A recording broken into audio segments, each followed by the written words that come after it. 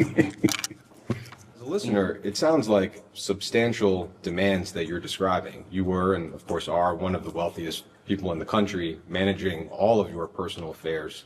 I would think would typically demand all of somebody's bandwidth. It sounds like that was an issue with the guy before Epstein.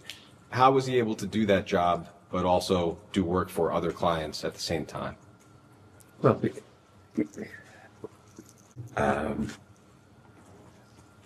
think you could supervise the work, which isn't the work that I do, and say you could do really thorough work if you were doing it 3 or 4 days a month, certainly a week or a day a month, just focusing on these things, because there were accountants and tax lawyers and other people.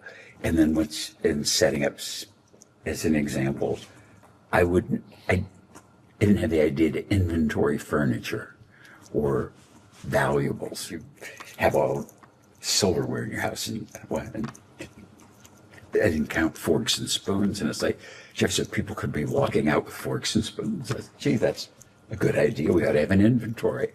But then there was I hired a lady to be like the house manager who had run the U.S. Embassy in Rome, and she said, yeah, I know how to do this. And I said, well, why don't we keep inventories of stuff? And she said, well, yeah, I could do that.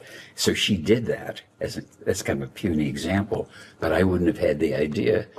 But then all the things were inventoried. That wasn't work for me or Jeffrey. It was just regularly done.